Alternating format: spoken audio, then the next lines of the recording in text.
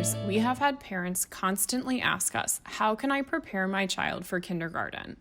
It is such a big step and an emotional experience watching your little one go off to kindergarten.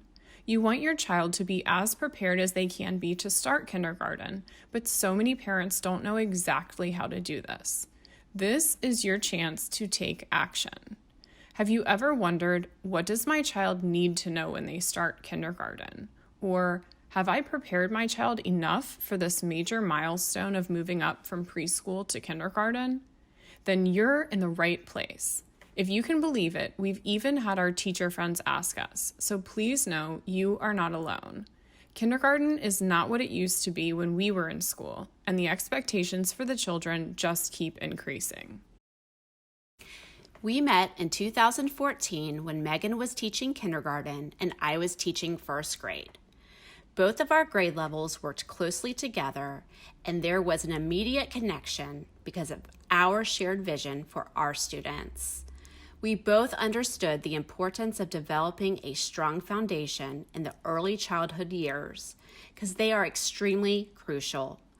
One night, we had dinner to celebrate the end of a school year, and we discussed how we could make a positive impact on even more children outside of our classrooms. That is when we decided to turn our dream into a reality by developing videos to educate and empower parents with the knowledge needed to understand the current kindergarten expectations of today's classroom. In this webinar, we are going to give you information about the expectations and suggestions of activities you can start doing at home right away. We will use some terms we use in the academic world, so you'll have a better understanding. But don't worry, we won't get too technical. So why is kindergarten readiness so important? We know that the most crucial time for the development of a child's foundation is the first 5 years.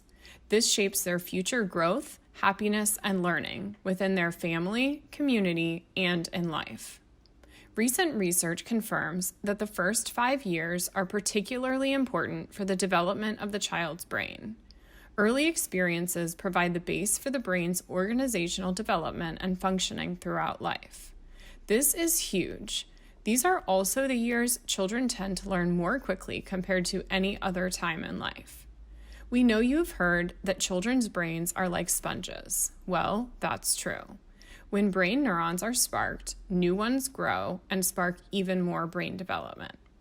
Children who start kindergarten with grade level skills or higher are more successful. They start ahead and they stay ahead. Let's talk about a term you may not have heard before, Emergent Reader. According to Reading Rockets, the Emergent Reader stage is a stage a child goes through before they become a reader, and the stage can last a while.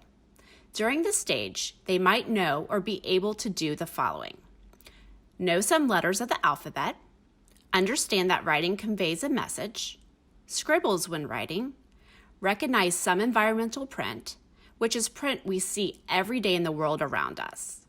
This includes logos and signs. For example, a red and white bullseye represents a store Target, and a red octagon with white letters represents a stop sign.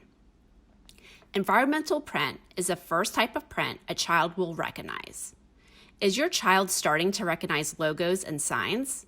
Well, this is a big first step in the reading process because they are making the connection that letters, numbers, colors, and shapes can represent something else. This concept leads to understanding the difference between a letter, word, and sentence. Here's a video of my daughter at 21 months. As you're watching this short clip, what are some characteristics you notice? It's an almond with red frozen. This goes next on my son. At this bucket, almond is rest.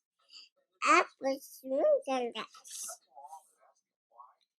Apple smooth and sarcastic. Did you notice how she's pretending to read? She understands that each page represents meaning. She's also mixing babbling with some English words. For example, Elmo and potty. This is an example of an emergent reader. She's beginning to learn sound-symbol relationships. Emergent readers don't yet have a firm concept of print because they're still developing an understanding of the difference between a letter, a word, a sentence, and even a number. They are also still developing the concept of print and how we go from left to right and from top to bottom, with both reading and writing. The sample video we are sharing with you today is an activity you can do with your child to help with this developmental process. One of the important components of concept of word is to differentiate between a letter, a word, and a sentence. And you can also add numbers to that list. Once your child is starting to identify letters and numbers, add in the concept of differentiating between the two. A simple way to practice this is to make cards, some with numbers on them and some with letters on them, and have your child sort these into 2 piles or spaces. To make it fun, you could put a long string on the ground to make a circle and create 2 of these, one for letters and one for numbers. Your child would sort the cards into the correct circle. Of course, they could also just sort them into piles, but being able to visually see all of the letters in the letter circle and all of the numbers in the number circle will be more impactful, especially as they are starting with this activity. If you have a manipulative of some type at home that has letters and numbers in the same format, you could use that too. However, if all of the numbers are one format and all of the letters are a different format, the child may sort them based on texture, size, color, etc., instead of sorting them by letter versus number. Another option is you can print out the letter and number cards we have in the membership area. An extension is once your child has sorted all of the letters and numbers, have them put them in order, alphabetical order and numerical order. They could then sing the ABC song while pointing to each letter or point to each number as they count.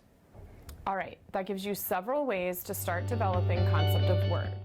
Parents often wonder about the most important things their child needs to know or be able to do when they begin kindergarten. Let's start with non-academic expectations, which are just as important as the academic ones for your child to have a successful start to their kindergarten year. This is the time when they really shift gears and develop their independence. They should start doing things for themselves, like brushing their teeth, zipping their own coat, washing their hands well, and dressing themselves. It's very important that they are able to follow 2- and 3-step directions. You can imagine that in the classroom, this happens all day long. For example, go to your seat, take out your pencil, put your name at the top of your paper, and wait for the next direction. At home, you can practice with simple directions like this. At bedtime, you might say, please brush your teeth, put your PJs on, then pick a book to read. Or play Simon Says with 2- or 3-step directions. For example, Simon says to pat your head, run in place, and count to 3. Now let's explore some helpful academic expectations. We'll start with alphabet recognition. It's not just about being able to sing the ABC song. Children need to recognize and identify the letters and sounds out of order and with automaticity, which means at a fast pace, without needing to think about it for more than about a second. With letter recognition, it's important that children are able to identify most of the capital and lowercase letters out of order and with automaticity. Children typically are able to recognize capital letters before lowercase letters, so focus on the capital letters first. Aim for them to solidly know 15 to 20 uppercase letters and 15 to 20 lowercase letters. Instead of using flashcards, play games to help your child recognize the letters of the alphabet. One game you can play is alphabet bingo. Point out letters as you're going about your day, at the store, on signs while you're driving, on magazines or other mail. And of course, read alphabet books for more awareness and exposure. It is best to start with letters that are meaningful to your child. So start with the first letter of their name, the first letter of the names of the rest of the people in your household or a family, the first letter of some of their favorite things like foods, places, or toys, then move on to the rest of the letters in their name. Now let's discuss expectations and suggestions for learning letter sounds. When they start kindergarten, children should be able to produce some letter sounds. For example, M makes the sound. To help teach letter sounds, find items around the house or in magazines that begin with the same sound and identify the letter that makes that sound. Overemphasize the first sound in words to help your child hear the individual sounds. For example, when I say the word mop, I hear the sound at the beginning of the word. Read books that focus on beginning sounds. One great book that uses alliteration well is Some Smug Slug by Pamela Duncan Edwards. Here's a short example from the book. You can listen for all of the words that start with the sound S. Some Smug Slug by Pamela Duncan Edwards. Slowly the slug started up the steep surface, stringing behind it scribbles sparkling like silk. "Stop!" screamed the sparrow, shattering the silence. Now let's review some writing expectations and ways to practice and make it fun. Help your child practice writing letters with the correct formation, which is from top to bottom and from left to right. Also, over time, help them use the correct pencil grip. When they are at the stage where they're just exploring scribbling and drawing with crayons, they should be allowed the freedom to hold the writing utensil however it feels comfortable to them. However, you don't want them to continue with an incorrect grip for too long. Otherwise, it will be very difficult to break. Around the age of 4 and/or when they're starting to write letters, numbers, or shapes, you want to start teaching and encouraging the correct pencil grip. As with teaching letter recognition and the letter sounds, start with letters that are meaningful to your child, like the letters in his or her name. Many parents begin by teaching their child to write his or her name in all capital letters, which makes sense, but it's really best to teach them how to write their name properly from the start, using a capital for the first letter and the remaining letters in lowercase. When practicing, make it fun and multisensory by allowing your child to finger draw. You can do this by using a cookie sheet and putting a little shaving cream or rice, sand, or even sprinkles on it, and let your child just use their finger to practice writing the letters. Children often find this less intimidating than writing with a pencil and paper. They can practice writing numbers and drawing shapes like this too. And on that note, we'll shift gears to math. When children start kindergarten, they should be able to identify most of the numbers 0 through 10. To practice this, point out numbers as you see them in your daily environment and have your child name them. For example, point out the numbers found on packages or signs or around your neighborhood. You can use many of the same strategies or activities as you would with letter recognition. The next expectation is that they should be able to count from 1 to 20. Now, there are 2 different types of counting. One we call rote counting, which is when children quickly count like this: 1, 2, 3, 4, 5, 6, 7, 8, 9, 10, 11. But there is another type we call counting with one-to-one correspondence, which means that they are able to count individual objects one at a time. To do this, they should be able to count small objects, maybe candies or coins, touching each one as they count, and ending up with the correct number of objects. Ideally, they should be able to count from 1 to 20 both ways. Another thing to note with counting is that many incoming kindergartners get jumbled when they get to 13, 14, and 15. As you are practicing counting at home, when you get to those tricky numbers, be sure to slow down a little and emphasize each word. So count throughout the day, aiming first for your child to count from 1 to 10, then up to 20. Remember to do this as rote counting, where you are just saying the numbers in order, and once they've mastered that, practice with your child counting individual objects. Another math expectation is that children should be able to create patterns using simple objects and extend patterns someone else has made. For example, an A-B pattern would be a red crayon, then a blue crayon, then it would repeat. Another type of pattern that is taught in kindergarten is an ABC pattern, which would be a purple crayon, then a green crayon, followed by a yellow crayon, then that would repeat. To practice patterns with your child, you can create a pattern, then have your little one add on to it. You can choose any type of object you have around the house to make these patterns. Another question parents frequently ask us is, what can I be doing daily to help my child be ready for this big step of starting kindergarten? Okay, you've heard this before, but we have to say it again. Limit screen time and have more conversations with your children.